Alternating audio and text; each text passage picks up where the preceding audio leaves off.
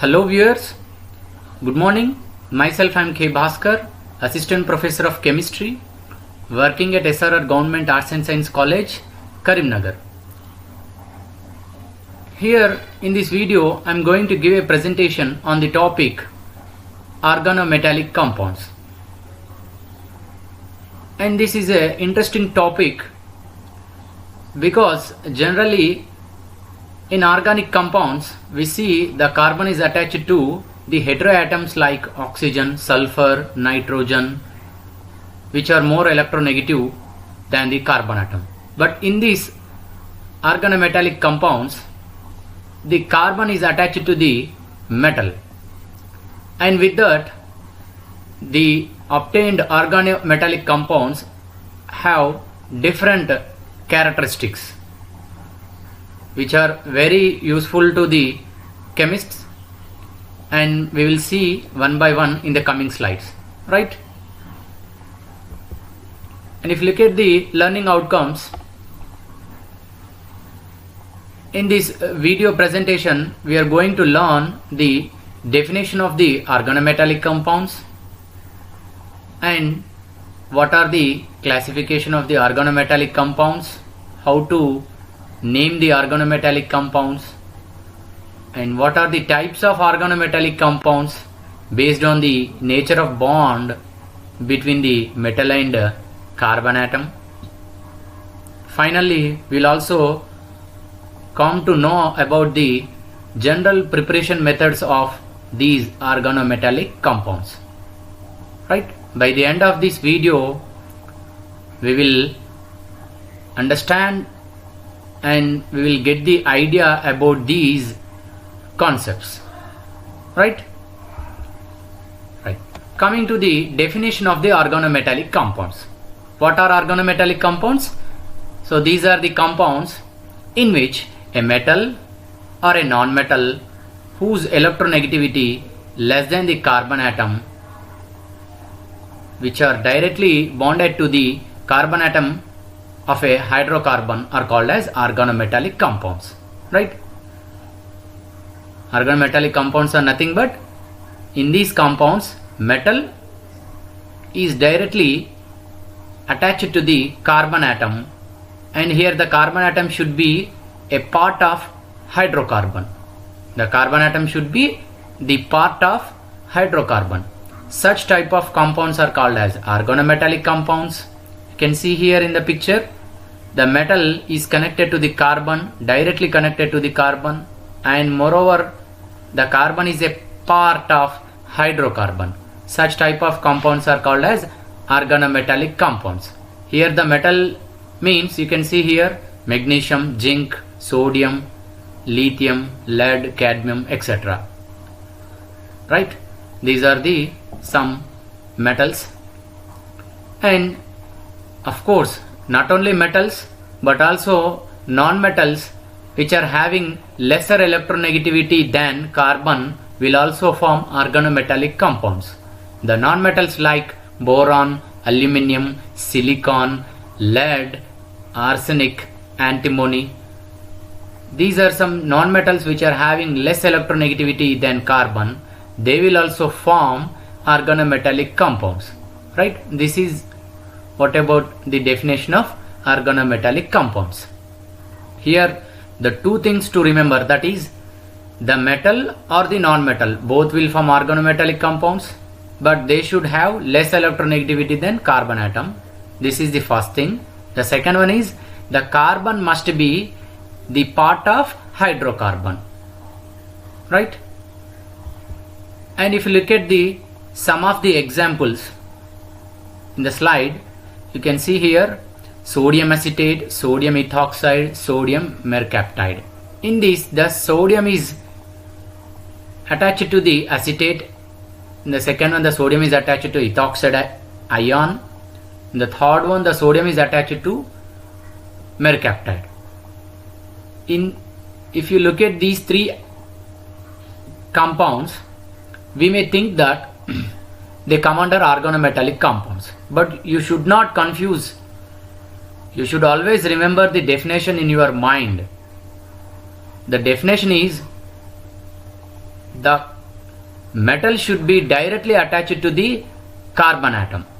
Then only those are come under organometallic compounds. Here these compounds will not be covered under the definition of the organometallic compounds. They are not covered under the definition of organometallic compounds. So you should not confuse. They will not come under the organometallic compounds category, because here the metal is not directly attached to the carbon atom. Here the metal is attached to the oxygen atom. Therefore, they will not cover under the organometallic compounds. Finally, you can see here the trimethyl orthoborate, in which the methyl groups are hydrogen groups of the boric acid replaced by methyl groups. Here the boron is not directly attached to the methyl groups.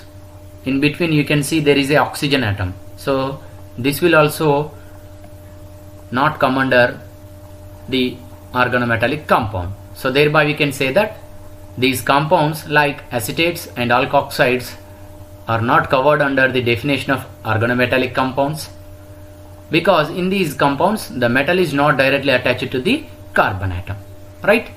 Similarly, if you see the calcium carbide and other metal carbonyls like nickel tetracarbonyl, they are not covered under the definition of organometallic compounds, because here the metal is attached to the carbon atom, but the carbon is not a part of hydrocarbon.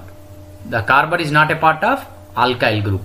So therefore they are not organometallic compounds, right? And if you look at the classification of organometallic compounds are classified into two types: simple organometallic compounds, mixed organometallic compounds. The simple organometallic compounds are nothing but, in these organometallic compounds the metal is attached to only one alkyl group or one hydrogen atom. That's it.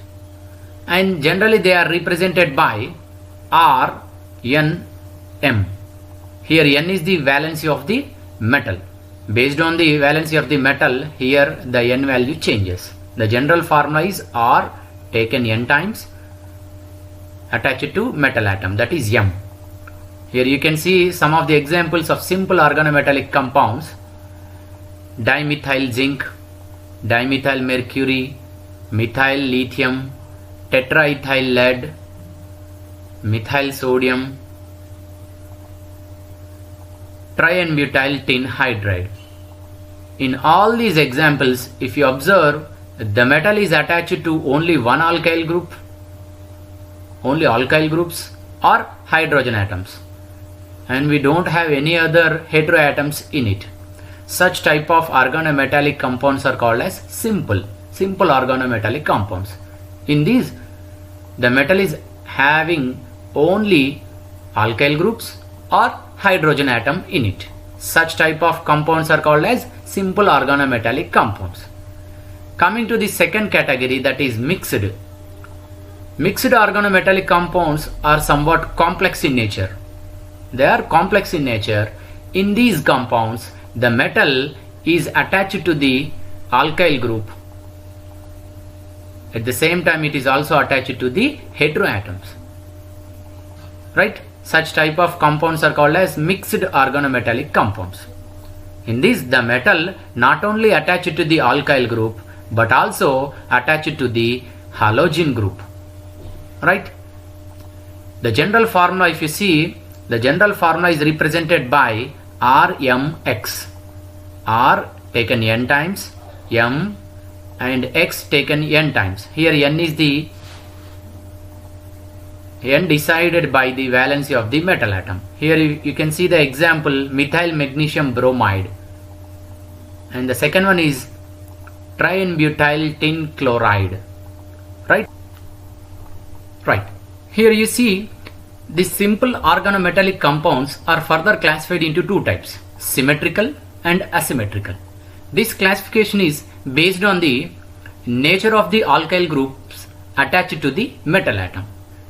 If a metal is attached to similar alkyl groups on both sides, in a organometallic compound, then such type of organometallic compound is called as symmetrical organometallic compound.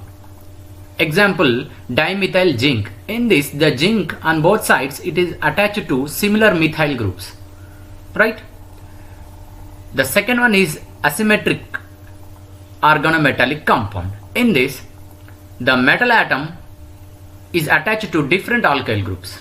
For example, methylethyl zinc, methylethyl mercury. Such type of organometallic compounds will come under asymmetric organometallic compounds, right?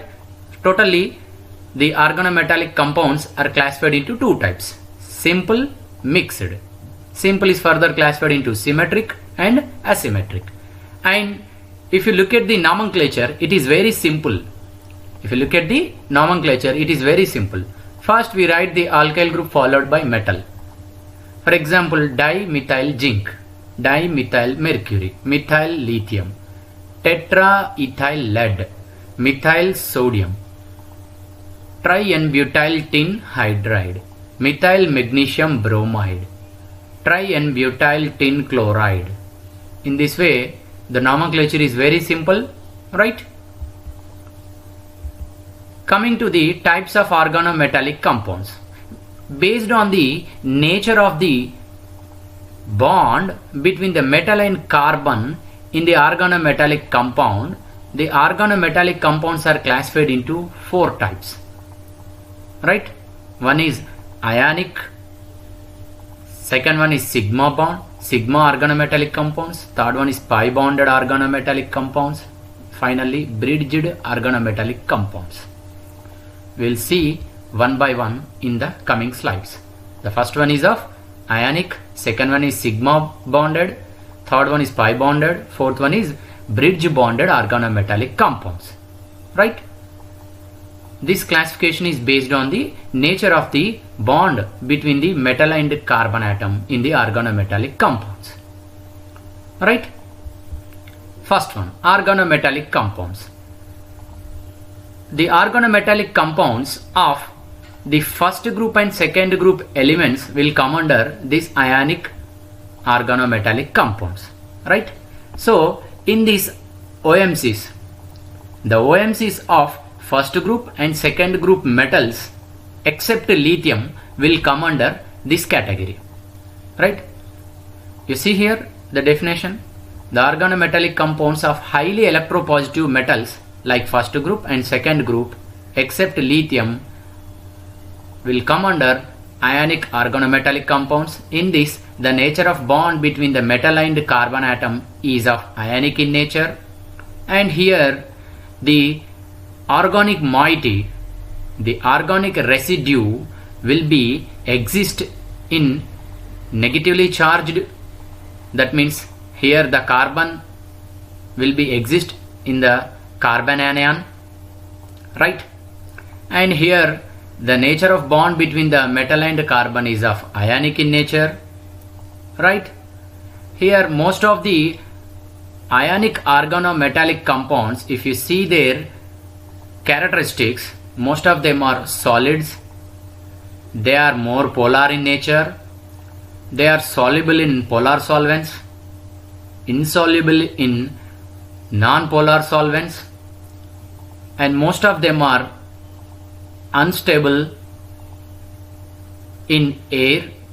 They are unstable and reacts with the moisture to form hydrocarbons. Most of them are colorless, and these organometallic compounds in fused state, they conduct electricity through them. Such type of compounds are called as electrolytes, right? They are very good electrolytes. These are the characteristics of organometallic compounds, right? They are more polar, colorless, solids, soluble in polar solvents, unstable in air, and react with the moisture to give hydrocarbons, right? And the stability, if you look at the stability of the ionic organometallic compounds partly depends on the stability of the carbon part, carbon moiety. For example, if you see in the red color, here in the carbon moiety is a alkane, alkyl group. This is unstable carbon anion. So therefore it is a unstable organometallic compound. And if you look at the blue color one, that is trifluorocarbon anion is present in the Grignard reagent. Trifluoromethyl magnesium bromide. Due to the presence of 3 -Ia fluoro groups on the alkyl part, this is a stable carbon anion. Therefore, this is a stable organometallic compound. In this way, based on the stability of the carbon anion, we can decide the stability of the organometallic compound. Here the stability for a given alkyl group depends on the two things. Either the withdrawing groups, due to the presence of withdrawing groups like fluoro group in trifluoromethyl magnesium bromide, it is stable. It is due to the presence of withdrawing groups. And if you look at the second and third example, here the stability of the carbon anion is due to the resonance structures. Those are stable carbon anions due to the resonance structures, right? Here in the first one, the carbon is attached to 3 phenyl groups. So this is a stable carbon anion because of resonance structures. In the third one, cyclopentadienyl rings. These are also resonance stabilized carbon anions. So thereby these 3 blue colored organometallic compounds are stable, and the stability can be explained based on the stability of carbon anion due to the withdrawing groups or due to the resonance structures. In this way, we can decide the stability of the organometallic compounds, that is ionic organometallic compounds. And you can see not only the alkali and alkaline earth metals will form ionic organometallic compounds, but also the transitional element, that is manganese, will also come under this category. If you see, that is cyclopentadienyl manganese. In this is a ionic organometallic compound. In this, the nature of bond between the manganese and the carbon is of ionic in nature. This can be explained based on the stability of the manganese +2 ion. You see here the manganese in +2 oxidation state, it has D5 electronic configuration, that is half-filled electronic configuration. Therefore, it is a stable one.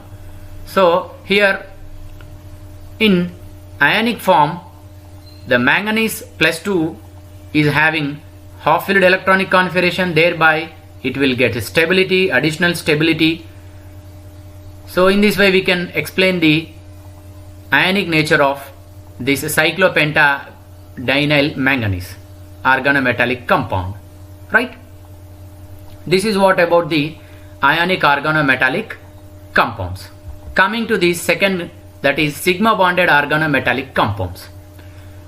The organometallic compounds of non-transitional elements will come under this category, and in this the nature of bond between the metal and carbon is of covalent bond. You can see here trichlorocyclopentadienyl silicon. In this, the nature of bond between the metal and carbon is sigma. And if you see in these compounds, the alkyl groups may be replaced by the monodentative negative ligands like halogen, right? And the second one is, if you look at the characteristics of these sigma bonded covalent nature organometallic compounds, they are nonpolar, they are soluble in nonpolar solvents and almost insoluble in polar solvents. And here the stability of the metal carbon bond depends on the nature of the alkyl groups as well as the nature of the heteroatoms already attached to the metal atom in the organometallic compounds. Right? This is what about the sigma bonded organometallic compounds. The organometallic compounds of non-transitional elements will come under this category. Here the nature of bond between the metal and carbon is of covalent nature. Right? Example, silicon, right, tin, lead, these will come under sigma bonded organometallic compounds. Coming to the third type of organometallic compound, that is pi bonded organometallic compounds. And these type of organometallic compounds are formed by the transitional elements. And here you can see in the picture, this is a metallocene. This is a very good example of pi bonded organometallic compounds. And in this metallocenes, if you look at the structure, in this the metal atom lies between the two planar cyclopentadienyl rings. Two planar aromatic rings. Such type of compounds are called as metallocenes. The first discovered metallocene compound is ferrocene, in which an iron atom is sandwiched lies between the two planar cyclopentadienyl rings, that is ferrocene, bis cyclopentadienyl iron, which is called as ferrocene. And if you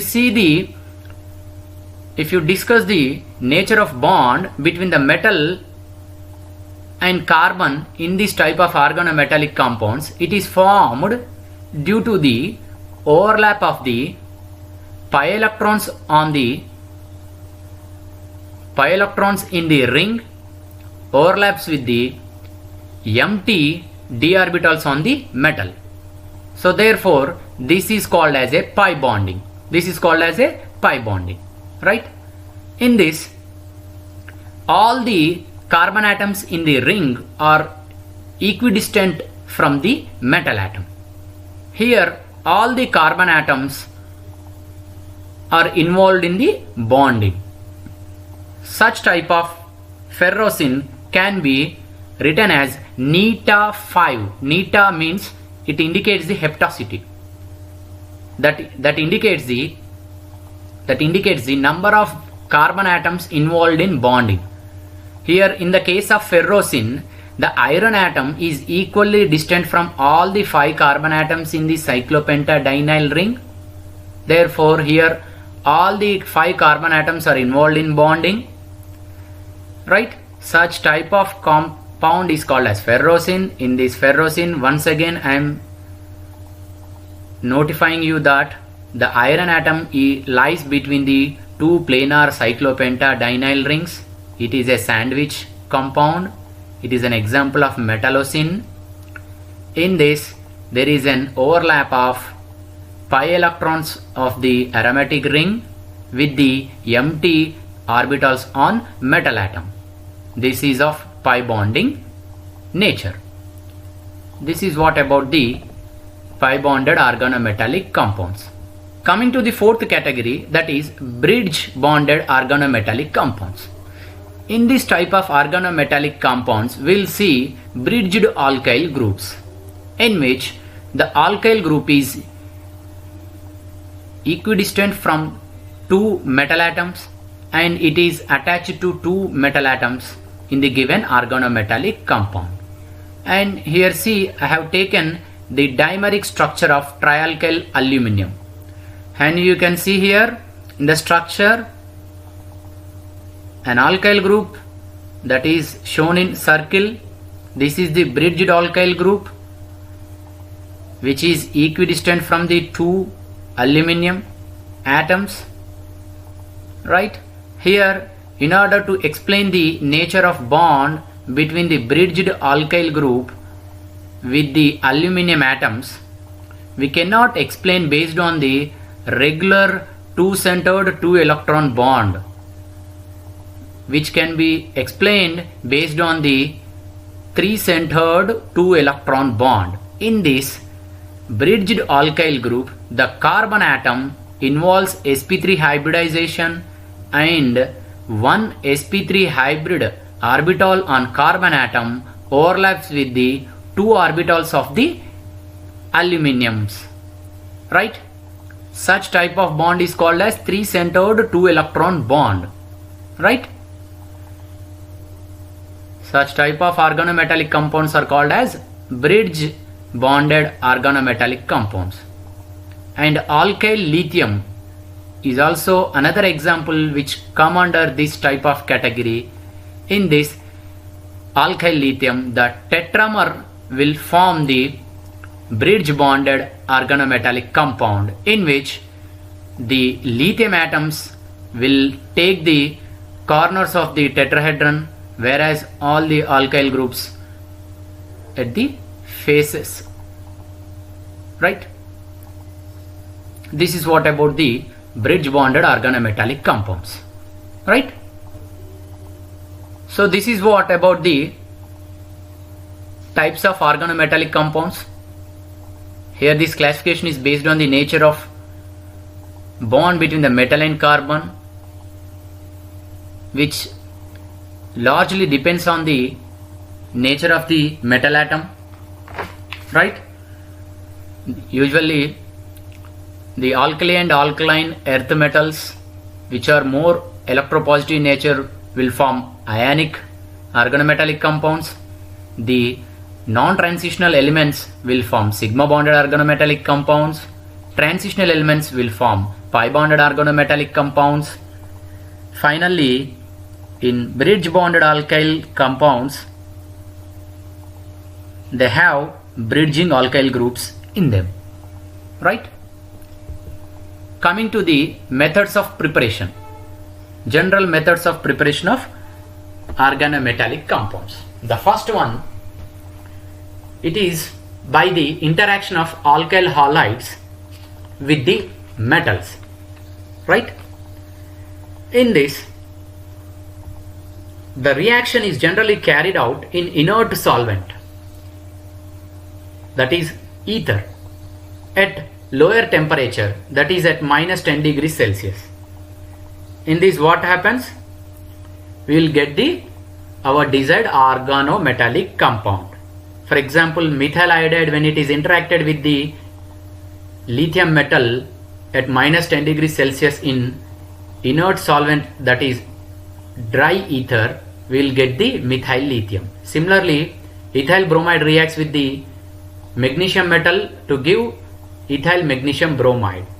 Here always we should take the dry ether as a solvent, because if at all there is a moisture in the solvent, the formed organometallic compound will decompose to give hydrocarbons. They are more reactive in presence of moisture. Therefore, the solvent here we should take as a dry solvent. And here low temperature is maintained, that is -10 degrees Celsius is maintained, so as to minimize the Woods reaction. Right? To prepare the organometallic compounds of, so therefore to prepare the organometallic compounds having aryl and vinyl carbon moieties, it is very difficult, because in aryl and vinyl halides the bond between the carbon and halogen is of double bond character. It is difficult to replace the halides in aryl and vinyl halides. So in this method we cannot prepare the organometallic compounds having the carbon moiety of aryl and vinyl nature. So to prepare such organometallic compounds, we need to depend on the other method, that is by the metal halogen exchange method. Right? In this method you can see bromobenzene treated with the butyl lithium. In this, what happened? There is an exchange of halogen. So in this way we can prepare the vinyl and aryl moiety containing organometallic compounds. The third method, that is metallation by phenyl lithium. This method is suitable for the preparation of lithium derivatives of comparatively acidic hydrocarbons. For example, you see alpha methylpyridine. In this, the methyl group is active carbon and the hydrogens attached to the methyl group are somewhat acidic in nature. So therefore it will react with the base, that is butyl lithium. Finally we will get the desired organometallic compound. Similarly, you can see here, that is anisole, right? Here the para position is active, which is replaced by the lithium, and the third one is cyclopentadiene, in which it reacts with the hydrogen atom on the carbon. Finally we will get the desired compound, that is cyclopentadienyl lithium. The fourth one is from organomercuric compounds. The organolithium compounds can easily prepared by treating the lithium metals with the organomercuric compounds. Right? Here you see the dialkyl mercury treated with the lithium to get our alkyl lithium as the product. Right? Right. If we try to summarize what we have just learned in this video presentation about the organometallic compounds, if you recollect, the important points are organometallic compounds are nothing but these are the compounds in which metal or the non-metals having less electronegativity than the carbon atom, which are directly connected to the carbon, which is a part of hydrocarbon, are called as organometallic compounds.